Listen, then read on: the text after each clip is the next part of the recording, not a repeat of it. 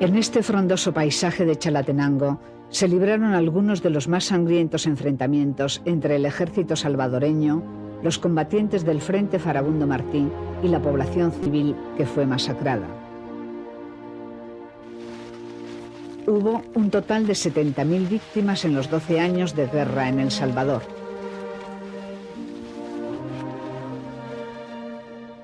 María Utilia Miranda, 44 años, campesina, perdió a 2 hijos. Félix Lara, 45 años, comerciante y agricultor, perdió a 3 hijas, a su padre y a 7 hermanos.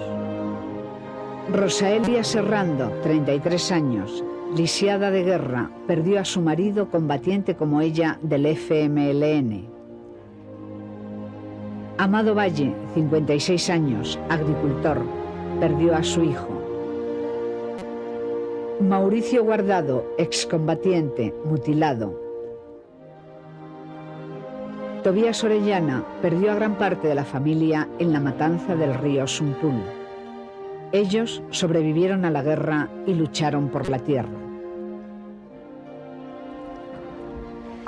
Estamos en San José de las Flores, un pequeño poblado que en 1982 fue desalojado, justo en el momento crucial de la guerra civil salvadoreña. El departamento de Chalatenango junto con el de Morazán fueron los 2 enclaves fundamentales de la guerrilla salvadoreña, es decir, del FMLN. En 1986, un grupo de campesinos decide concentrarse aquí, en San José de las Flores, para ser reconocidos como población civil dentro de la propia guerra, es decir, no querían ser considerados guerrilleros, sino población civil. Y se mantuvieron aquí todo ese periodo todavía crucial de la guerra hasta que en 1992 se firman los acuerdos de paz. Por lo tanto, este poblado es un pueblo que renace, y renace gracias a la solidaridad de sus gentes. Mauricio es un exguerrillero. Combatió durante 8 años hasta que quedó mutilado. Junto con otros hombres dedica los sábados al trabajo comunitario. Llegué en 92. Llegué aquí a repoblarme aquí, va, porque todos andamos así, regados, dispersos, va. Ya cuando ya los acuerdos de paz ya empieza uno a insertarse a la vida civil, a trabajar lo poco que puede uno. Las aguas negras contaminaban las calles de este pueblo semidestruido. Ahora abren zanjas para dotar de alcantarillado a la comunidad. Mauricio perdió el brazo, pero no la solidaridad.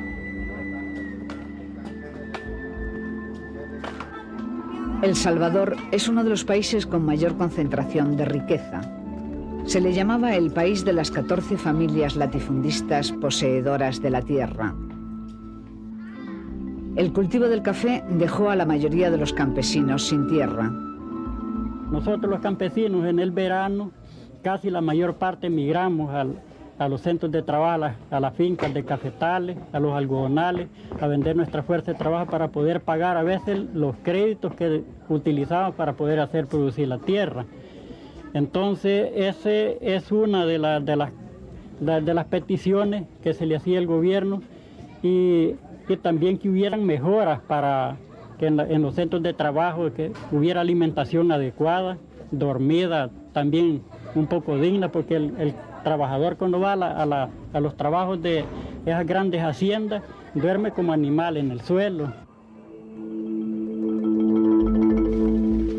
En la década de los 60 a los 70 se produce una toma de conciencia del pueblo sobre sus derechos humanos, económicos y campesinos. Surgen organizaciones populares de carácter reivindicativo como sindicatos y movimientos campesinos. Y comenzamos a luchar por exigir al gobierno las tierras para los campesinos, para trabajar en las tierras. Y comenzamos a luchar para la educación, para la salud, para que fuera habiendo un poco de justicia más en el país, a donde las condiciones fueran más favorables para todos los más pobres de este país. La respuesta del gobierno y el ejército fue la represión. Campesinos y sindicalistas dormían fuera de sus casas para no ser secuestrados por los escuadrones de la muerte. Muchos hombres se incorporaron a la guerrilla. Las mujeres, los niños y los ancianos se fueron a Honduras o se refugiaron en iglesias y conventos, que también fueron atacados por el ejército, pero que ayudaron a salvar muchas vidas. Cada familia fue poniendo la cruz de sus muertos durante todos los años de guerra en la cruz. Es la síntesis de un pueblo que ha entregado su vida por un pueblo nuevo. Este pueblo se quedó abandonado, todos los caseríos de alrededor iban siendo destruidos porque a medida que avanzaba la represión, realmente el blanco era la población civil, porque era lo que había. Destruyeron casas, quemaban todo, ¿verdad? Entonces pasaron así desde los 79, que empezó la represión, 79, 80, cuando ya era más aguda, hasta el 86, viviendo la gente errante, pues los niños son todos nacidos por los cerros, escondidos por los matochos y las quebradas, ¿verdad? Así las mujeres daban a luz. Hasta que en el 85 ya la gente dijo, no, basta, basta. La Iglesia retomó su compromiso con las comunidades de base. Ha habido todo un proceso propio de los acuerdos de paz, de transferencia de tierras, y ha habido todo otro proceso propio de la comunidad de ir logrando tanto la propiedad de las viviendas como la propiedad de tierra en un sentido comunitario, para poder mantener toda esta identidad comunitaria que se ha ido gestando en el proceso y que realmente no solo es por querer crear un nuevo modelo de vida, que eso es lo que aquí se busca, sino también porque frente a todo este sistema neoliberal que ahora nos aplasta, realmente los campesinos van a ser más excluidos y más abandonados que nunca. Y entonces lo que también se está tratando de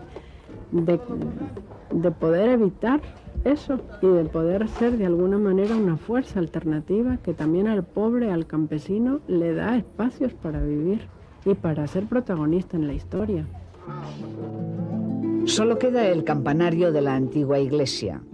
Cada sábado, José Mamerto hace trabajo comunitario para construir una nueva iglesia.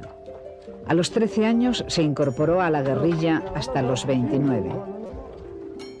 Te falta un brazo, eso te dificulta un poco la vida, naturalmente. ¿Tienes posibilidades de comprarte un brazo ortopédico o es algo que...? No puedo, porque son muy caros.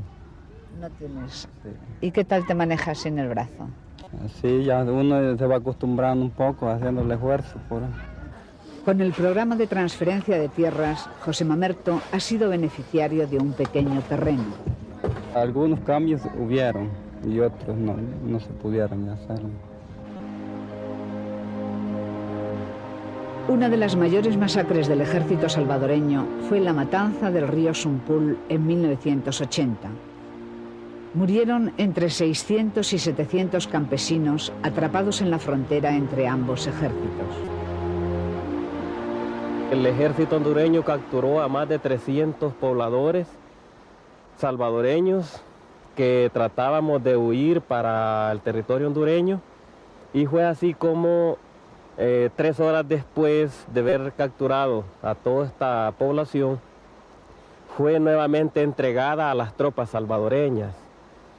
Mientras que en el momento del fuego que nos hizo el ejército salvadoreño, murió mucha gente en el propio sitio donde estábamos, ametrallados ahí, y el río estaba crecido porque había llovido toda la noche, y es así como también el río arrastró a centenares de gente. Perdí un niño de 7 meses. Y también murió allí toda la familia de mi esposa. Murieron 9 familiares de mi esposa, los 2 padres y 7 hermanos, entre hembras y varones. En 1989, algunos refugiados salvadoreños regresaron de Honduras pensando que la situación había mejorado. En 1990, en plena ofensiva, el ejército bombardeó esta vivienda. Murieron 4 niños, un adulto y 16 heridos de 3 familias. Mataron a mis 2 niñas, estaban despedazadas.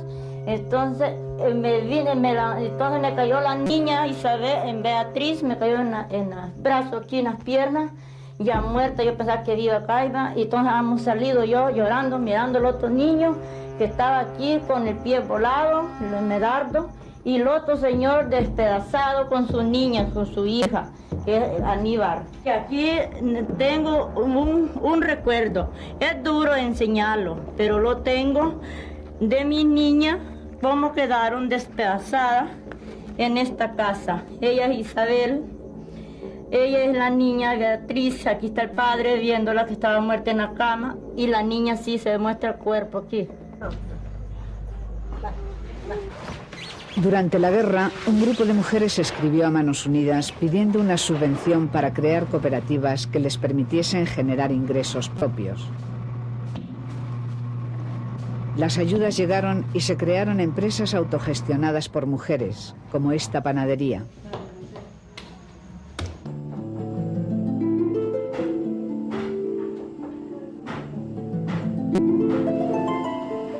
Muchas mujeres se quedaron viudas, solas con sus hijos. Esta cooperativa de artesanía popular permite un desarrollo sostenible que propicia la independencia de estas tejedoras. En esta sastrería, 12 mujeres lisiadas están recibiendo capacitación.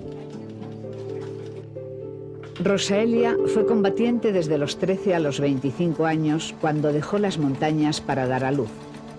Una granada del ejército le destrozó la pierna. Empecé yo a desesperarme porque creía que iba a perder mi pierna y ya a llorar, y de ahí me llevaron al Rosales, a San Salvador.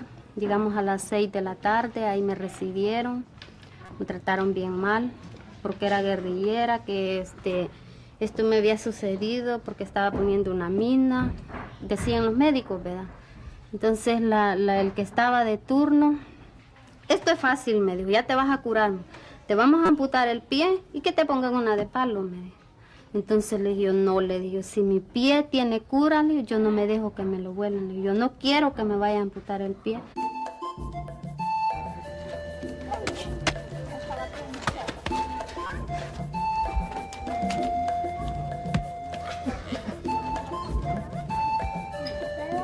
Estamos colocando el barro porque el barro ese compacta la tierra, entonces venimos todas las mujeres y los niños a hacer este trabajo, que ya lo estamos terminando ahora de colocar el barro para después colocarle piedra, porque aquí va a ser la fosa ya de filtración de agua, que es la de las aguas negras, ¿va? Pero ya viene tratada y aquí ya va a salir la agua clarita. Con la lucha armada, el FMLN obligó al gobierno a la negociación. Tras la firma de los acuerdos de paz en 1992, la guerrilla se convirtió en una fuerza política más. Se condonó la deuda agrícola y bancaria que tenían los agricultores.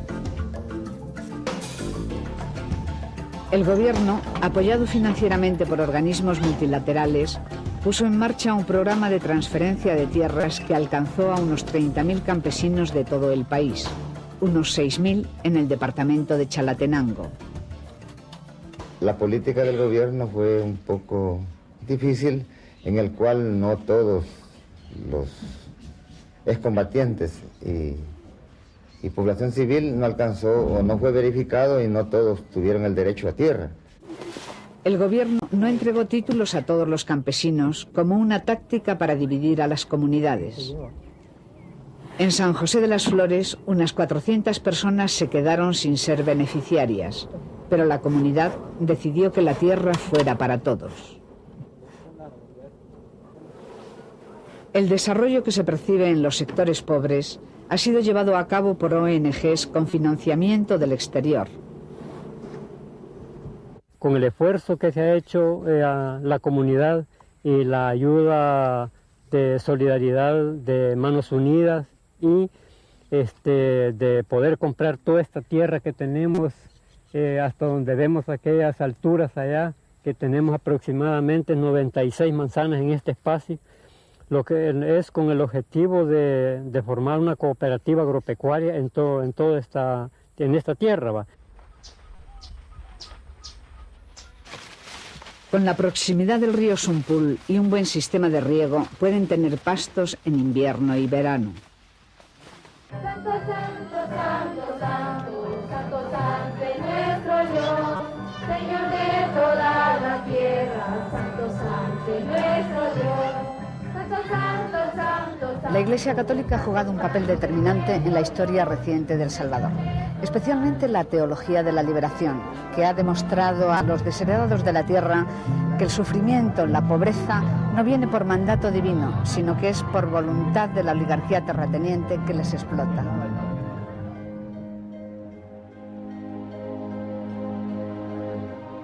La comunidad de Ignacio Ellacuría nace en memoria de uno de los 6 sacerdotes jesuitas que en 1989 fueron asesinados junto con la cocinera y su hija por las Fuerzas Armadas salvadoreñas. A mí se me ocurre muchas veces al pensar en este hecho de la muerte de Netillo. Se me ocurre lo que ocurrió con los padres jesuitas. Ustedes saben que el 16 de noviembre de 1989 mataron a 6 padres jesuitas y a 2 mujeres que trabajaban allí en la casa. Después hubo un juicio que fue una gran farsa, y en aquel juicio se cambiaron las cosas, y en aquel juicio a ninguno de los que jalaron el gatillo se le condenó, y a ninguno de los que planificaron el crimen se le condenó. Y yo creo que los hechos se vuelven a repetir. ¿Y esto qué nos muestra? Nos muestra, como decía Monseñor Romero, que tenemos un cáncer en nuestra sociedad. Y este cáncer lo llamaba Monseñor Romero la impunidad. Después de Colombia, El Salvador es el país más violento de América Latina. Un sicario encapuchado mató al joven Ernesto Dubán, que reclamaba claridad en un tema de cooperativas. Es muy hermoso ver a las comunidades reunidas para pedir por la vida de Neto y para condenar el asesinato de Neto. Queremos también pedir por la justicia. Sabemos que en El Salvador la justicia es parcial. Y usando una frase de Monseñor Romero dijo que la Corte Suprema de Justicia era venal, es decir, la Corte Suprema de Justicia se vende. Por eso pedimos a Dios que esta vida sea respetada donde quiera que esté y que se haga justicia con los que siguen quitando la vida.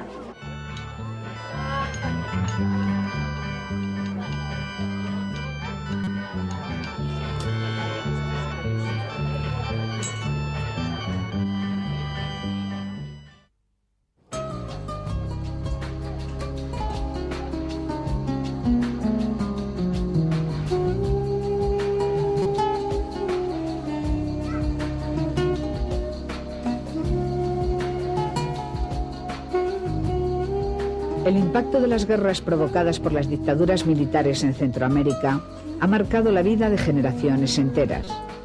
Los que lograron sobrevivir al horror huyeron y emigraron a otros países vecinos.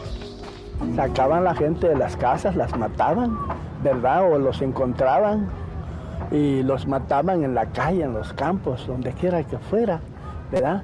Se puso totalmente difícil para vivir. Este salvadoreño vive ahora en la violencia que genera la pobreza en estos barrancos del asentamiento de Villalobos, en el cinturón de miseria que rodea a la ciudad de Guatemala. El conflicto armado en Guatemala, en la década de los 80 a los 90, provocó una serie de desplazamientos internos entre campesinos e indígenas que huían aterrorizados de las masacres que provocó el ejército. Muchos de ellos se exiliaron a México. Aquí, a Guatemala capital, se supone que llegaron 150.000, que quieren que el gobierno les reconozca su condición de desplazados y, por lo tanto, les ofrezca unas tierras donde reasentarse, o por lo menos que les permitan vivir aquí en los suburbios. Para que ningún ser humano sea declarado ilegal, el sacerdote Aldo Pascualoto lucha por la dignidad y los derechos humanos de emigrantes y desplazados. Vive junto a los desheredados de la tierra en el asentamiento de Villalobos. Partimos de un principio básico elemental, que toda persona humana, viva en donde viva y sea quien sea, de cualquier raza, lengua o religión, es una persona con la misma dignidad y derecho que cualquier ser humano y de cualquier parte del mundo, en el caso nuestro de aquí de Guatemala, de cualquier lugar. Entonces, como iglesia hemos pensado que deberíamos de apoyar todas las iniciativas de los vecinos a través de sus comités, de sus asociaciones, de sus organizaciones populares, nunca suplirlas, sino apoyarlas y estar con ellos en las manifestaciones, en las caminatas, en las marchas de protesta, como aquella vez en el Parque Central en el año 94, yo estuve con ellos 7 días, 6 noches. En Guatemala capital hay un déficit de 1,5 millones de viviendas. En su desesperación, los sin techo llegan por la noche y construyen sus míseras barracas con unos cuantos cartones y unas planchas de uralita. Luchan por el derecho a vivir, aunque sea en un barranco.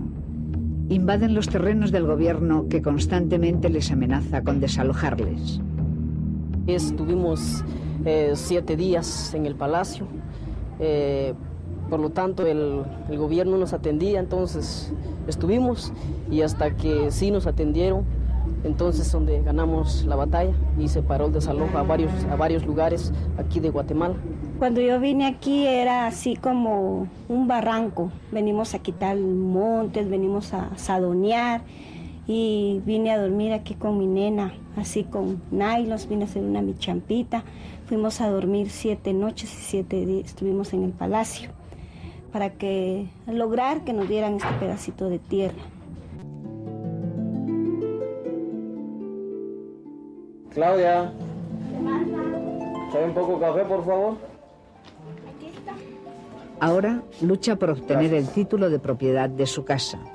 Ya luchamos porque nos dieran el agua y también nos falta que nos legalicen la luz, porque tenemos solo contadores comunitarios para 20 personas. Este es el cuarto de mis 5 hijas. Las tenemos repartidas, aquí duerme una, aquí duerme otra y en esta duermen 2. Cada desplazado tiene una historia admirable de supervivencia y superación. Esta familia ha pasado de vivir en una casa de hojalata sobre suelo de tierra a tener muebles de madera. Como lo ven, pues está el mueblecito, el espejo que está allí, lo que es este otro espejo que tenemos acá, que lo he hecho, y una librera para mis hijos para vivir una vida social mejor. Como lo ven, ya no puedo, para no vivir en una casa de cartón como lo que vivimos anteriormente, sino que para que tengamos algo mejor con mis hijos. Un 30% de las mujeres de América Latina son madres solteras, abandonadas por sus compañeros. Gertrudis es una mujer sola que ha trabajado como costurera para sacar adelante a sus 4 hijos, 2 de ellos emigrados ahora a Estados Unidos. También ha tenido energía para ser dirigente vecinal. Estamos luchando ahora por este pedacito de tierra, para que el gobierno nos dé, ¿verdad?, siquiera el título de nuestras tierras para ser ya propias de nosotros, ¿verdad? Por eso estamos luchando. Solo la solidaridad entre mujeres hace posible que esta anciana de 88 años, inválida, sobreviva atendida por su hija. Caí, me quebré este huesito. Me operaron de ahí y por eso he quedado que no puedo caminar. Camino, pero solo que me agarre. De ahí no puedo. Porque me quebré de una vez, estoy aquí. En esta tierra de fuego y volcanes es difícil salir de la pobreza. Yo soy muy pobre. Somos demasiado pobres.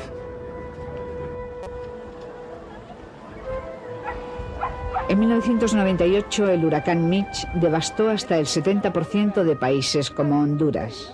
7 millones de personas se quedaron sin techo, casi la cuarta parte de los centroamericanos. Los vendavales y las riadas arrastran cada año muchas de las frágiles viviendas que cuelgan de los barrancos. Es una lucha interminable contra los elementos y la injusticia social.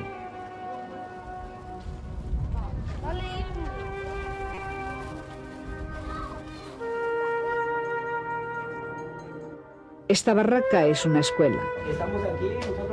Está hecha con chapa de bidones abiertos y el techo de uralita. No cabe mayor precariedad. Si no existiese medio ambiente, nosotros y los animales no pueden subsistir, ¿no? Como el sueldo de este maestro es de 3.000 pesetas al mes, recibe una pequeña contribución suplementaria de parte de las familias de los niños. Es auténtica voluntad de enseñar y aprender.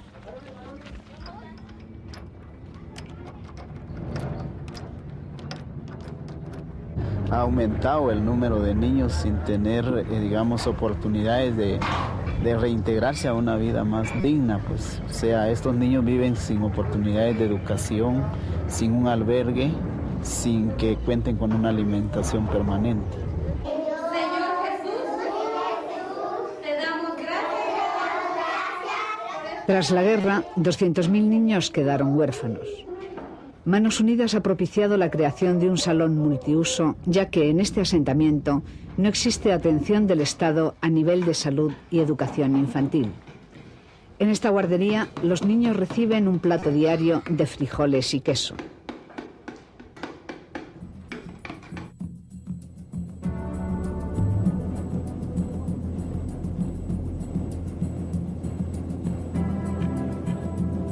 Brasil es uno de los mayores países del mundo.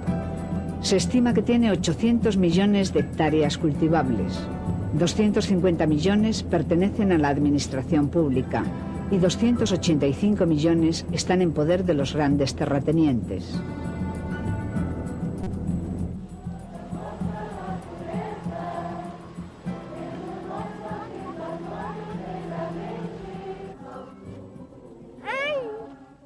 La presencia avasalladora de la enfermedad y la muerte en el Mato Grosso hicieron que el carismático sacerdote español Pedro Casaldáliga, obispo de São Félix do Araguaia, se pusiera del lado de los campesinos y los indios que sufren la expoliación de sus tierras. Porque neste cemitério velho enterramos aqueles peões, muitos deles matados, sem nome, sem caixão, sem família, com apelido só. O Chico, o Preto, o Baiano. Hoy día en Brasil existe el MST, el Movimiento de los Sin Tierra, ¿no? Que dicen algunos analistas que posiblemente sea el movimiento social más importante de Brasil y de América Latina en los últimos años. Porque además de que ha dado una especie de conciencia nacional de que la reforma agraria es indispensable y raíz de muchas soluciones, ha obligado al gobierno también a hacer una cierta reforma agraria, ¿no? Además, el MST no solo conquista tierra, organiza a los campesinos. Ha recibido incluso premio de la UNESCO con respecto a la educación alternativa que ellos promueven. En 1984 nace el Movimiento de los Trabajadores Rurales Sin Tierra, cuyo lema es ocupar, resistir y producir. Ocupan propiedades rurales que no están produciendo. Inmensos latifundios dedicados exclusivamente al pasto de los ganados de los terratenientes. Una vez ocupada una hacienda, resisten en ella los embates de las bandas de pistoleros enviadas por los antiguos propietarios y de la propia policía militar. La bandera roja del MST ondea ya en cerca de 1.200 asentamientos en todo el país, en un área que ocupa más de 7 millones de hectáreas, donde viven 160.000 familias. En los campamentos permanecen 60.000 familias con la incertidumbre de saber si el Poder Judicial legalizará su situación. La tercera fase es la producción. La hacienda Pirituba, de 8.000 hectáreas, es paradigmática del trabajo desarrollado por los sin tierra.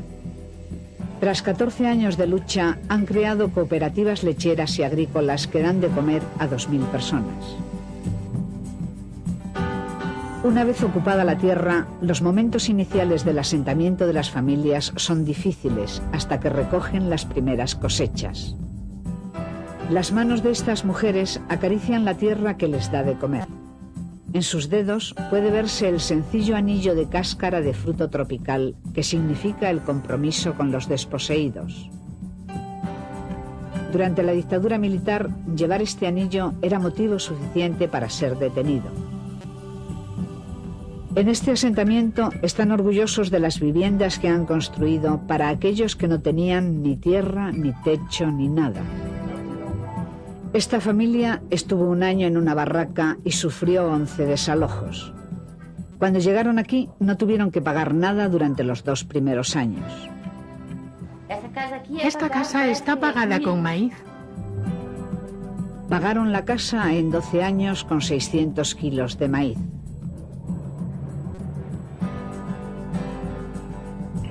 Hilda es una mujer emblemática de las luchas del MST.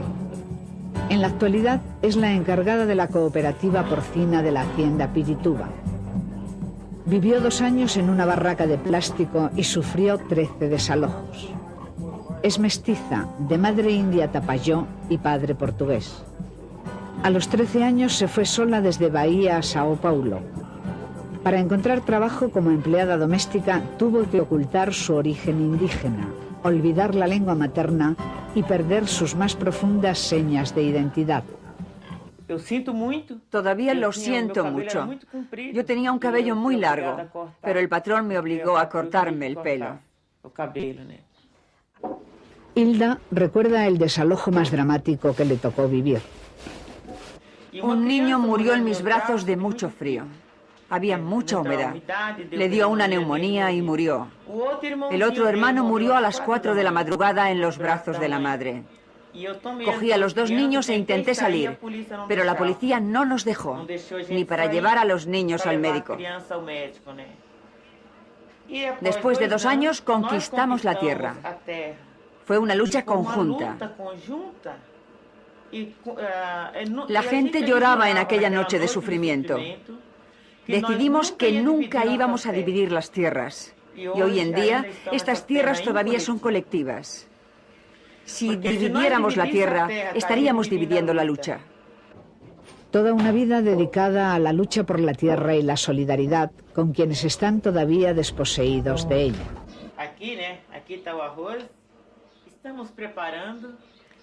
Aquí está el arroz. Estamos cocinando en apoyo y solidaridad con la lucha del campamento del MST.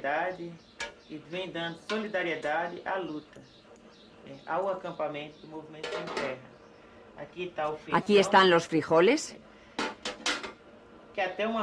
Es interesante señalar que el arroz y los frijoles están producidos en el asentamiento. Y aquí está la mezcla.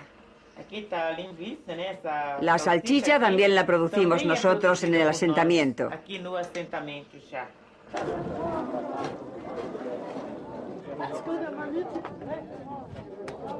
Los que están en el proceso de ocupación subsisten gracias al apoyo de los que están en los asentamientos.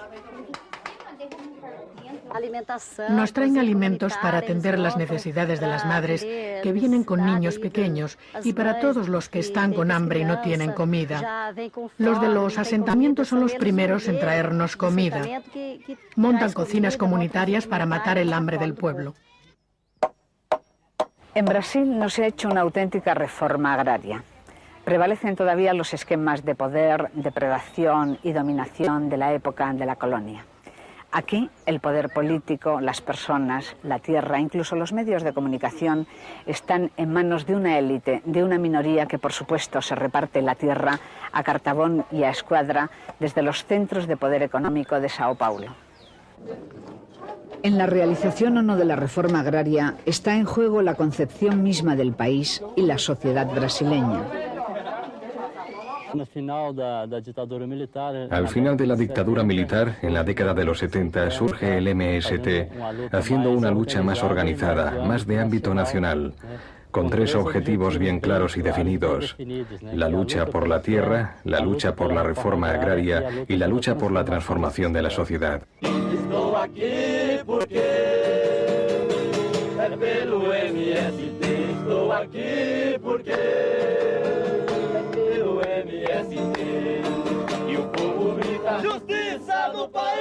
Cuando se invade una hacienda, representa un triunfo para el MST y se celebra como si fuera una fiesta.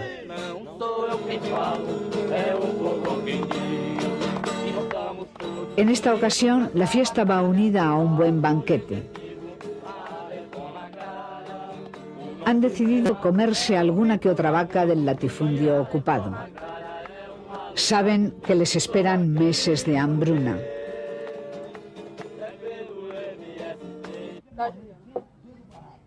Esta familia lleva 1 año y medio de desalojo en desalojo. Aqui é dificuldade ficar debaixo de lona, né? Assim, junto com crianças. Tenemos muchas dificultades. Estamos debajo de las lonas con los niños enfermos. Es muy difícil. Hay que tener mucho coraje para enfrentarse a la situación. Si no se tiene ese coraje, la gente se marcha. Pero afuera se sufre más. No hay empleo y el gobierno no ayuda. A la lucha de los sin tierra se unen también los sin techo. Andrés vivía en Sao Paulo debajo de un puente arropado por unos cartones y una manta. Era un excluido de la sociedad urbana. Y cuando una persona se está en la calle sin esperanza, que le parece que en la vida no se va a conseguir más nada, el movimiento es bueno, porque le da una perspectiva de una buena vida. La persona vuelve a luchar.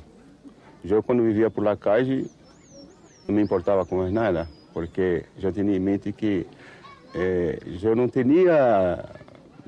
iba a conseguir nada más, porque es muy duro está la situación en Brasil. No hay empleo, una persona que no tiene su empleo no consigue más nada. No se puede alquilar una pieza, no se puede comer, no se puede vestir. Então nós tivemos uma reunião agora, que estava, além de nós, estava o Gilmar Viana, o Luís Carioca, o Instituto... Cuando estábamos en la hacienda Río Verde de Itararé, en el estado de Sao Paulo, se produjo un momento de mucha tensión. Feita a vistoria nessa, nas outras, São Luís, São Marcos, se resolveu o problema da Cambará. Había noticias de que la policía estaba dispuesta a desalojar. Porque é compromisso, nós, de todos nós. É uma questão de luta do MST. Un dirigente del MST declaró desafiante: quiero ver si la policía procesa a mujeres, niños y personas que han matado a las vacas porque tenían hambre.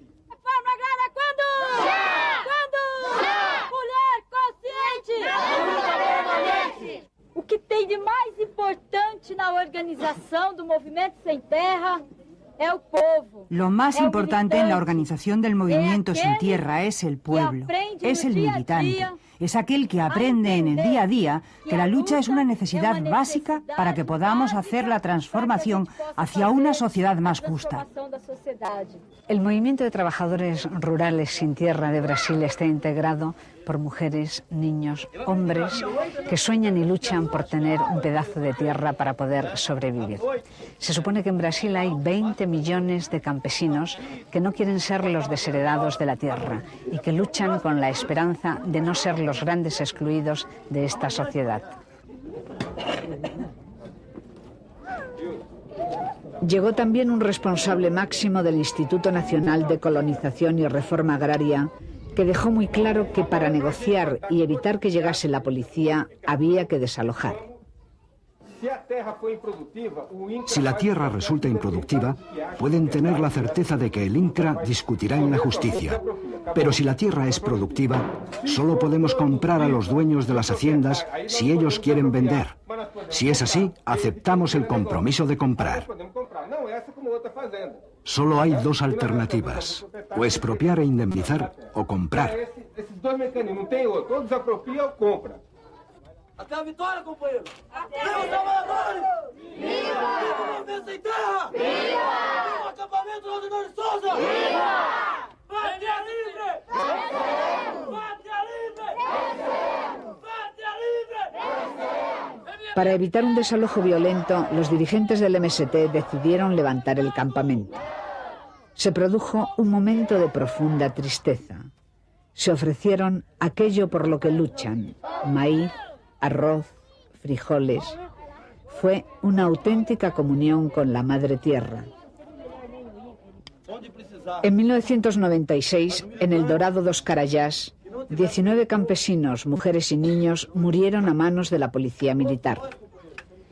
Según la Comisión Pastoral de la Tierra, desde 1985 se han registrado 976 casos de asesinatos relacionados con la lucha por la tierra, una media de 81 muertes al año.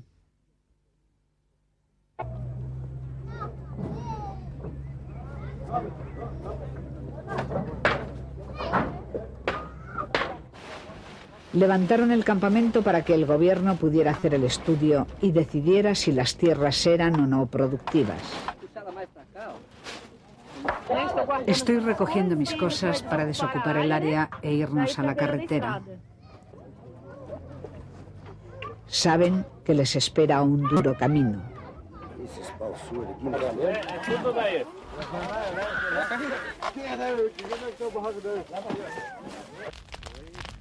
Como estaba oscureciendo, quemaron la hierba para espantar a las serpientes. Muchos durmieron a la intemperie. Algunos tuvieron fuerzas para volver a montar las barracas. A la mañana siguiente se instalaron en la propia carretera, en terreno de nadie. Esperarán meses, quizá años. Saben que la lucha es larga. Resistirán ahí, al borde del camino, hasta poseer la tierra.